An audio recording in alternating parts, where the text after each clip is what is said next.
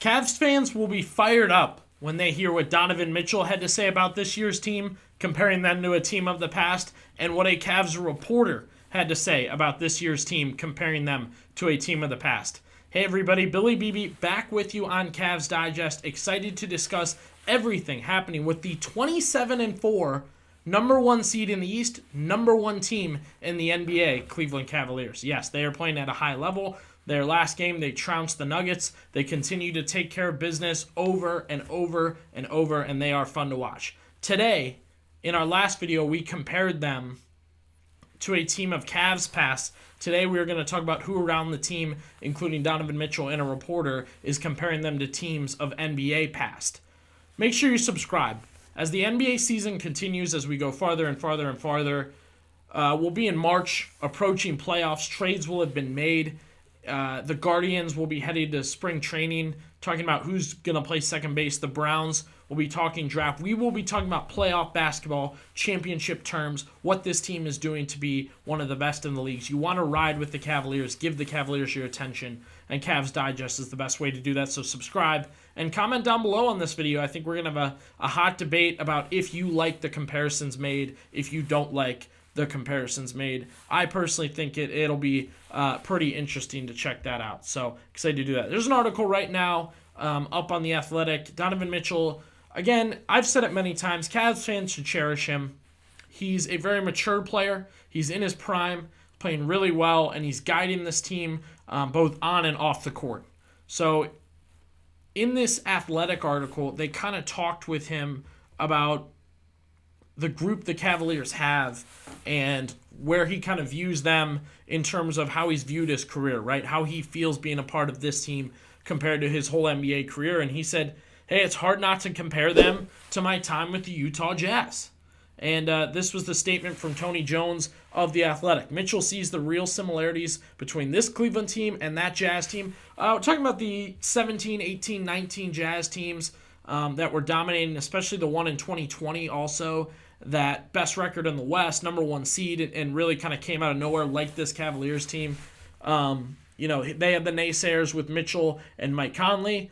That was a dynamic ball movement team, like they said, sophisticated offensive system. Quinn Snyder, who I think is a very good coach, emphasized three-point shooting, and this Cleveland team does the same. Mitchell acknowledged this.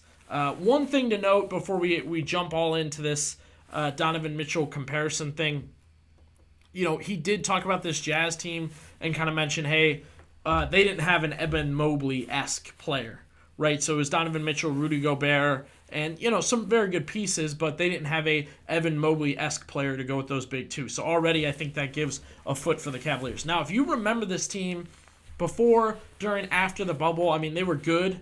They had their moments, but that big one was where they were best seed.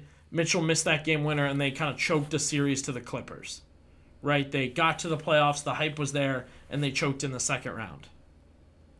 That scares me to think that this team is similar to that team in any sort of way, because that's the Cavaliers. They've come out of nowhere. Not out of nowhere, but they've really surprised people with what they're doing this year. They'll be a top seed, and they may play a very difficult team in the second round. The Knicks, the Magic, even the Sixers seem to be on track. Even the Heat could squeeze in to that second spot. So kind of scares me to think that is a team we are mentioning, we are talking about. Now, again, if you want to compare the differences, there was no Evan Mobley, defensively or offensively, for that team. Darius Garland is better than that older Mike Conley. I believe that. And I think Donovan Mitchell now, in a way, knows how to play at a high level rather than that Donovan Mitchell. I honestly couldn't decide if you said, do you want 2020 Donovan Mitchell or current day Donovan Mitchell when we hit the playoffs? I don't know. I don't know that I could really decide that. And I think Jarrett Allen and Rudy Gobert's a little better than Allen, but Allen can run the floor better and has a better offensive bag. That's just facts. Maybe not as good a defensive player, but has a better offensive bag. And, shooting-wise, I do think your role players are about the same, right? Karis LeVert, Bogdan Bogdanovic, Royce O'Neal, Isaac Okoro. I mean, at that point, you're just mixing. But Garland better than Conley, and there is no Evan Mobley, right? Again, for that comparison of that Jazz squad. And look, with Donovan Mitchell, choosing the Donovan Mitchell there, mentally, right?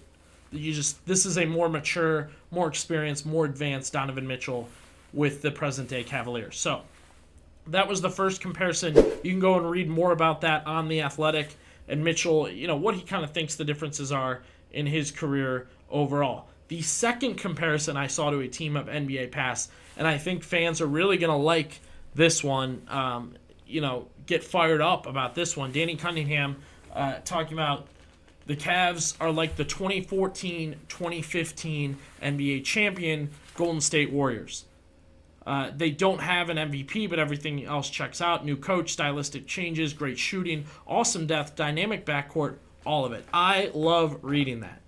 I think Danny Cunningham's really plugged in with the Cavs. I think he's a really great basketball mind, so I take this very seriously. He has a Substack if you want to go and read that. But, that's a fun comparison for the Cavaliers because that Warriors team was deep, and they had a lot of players hitting their peak just at the right time, or mixing well enough that they kind of ticked down some really good West teams, went far, but didn't necessarily, I can't even remember if Steph was an MVP that year. He might have been, but, I don't remember him normally outdoing anybody, or it was even a debated MVP with him. So, I think that's really interesting. Look, Garland and Mitchell are not Clay and Steph. This is a very young Clay and Steph. I think it's a very correct comparison. I just think overall the discussion is the meshing, right? The team unit, the shooting, the moving of the ball, and then the light and good play on defense. Jarrett Allen, Andrew Bogut, Draymond, Evan Mobley, the backcourt, the fill-in players. I like this a lot. It requires, again, the Cavaliers got hurt against the Warriors. The Warriors had some luck in the West with guys getting hurt and teams falling apart. I mean, you're going to need some luck. And also, the Cavaliers' depth is not full of guys that get better or stay the same in the playoffs. I don't know that I can say Karis LeVert gets better in the NBA playoffs. I know George Niang does not. I know that Max Strus does not get better in the NBA playoffs. So to compare the Cavs to the Warriors, I think they're missing that piece of it, that when they get to the NBA Finals, they are the same, if not better. And look, I don't know about Kenny Atkinson compared to Steve Kerr too, right? But we've got two comparisons there that are really, really interesting.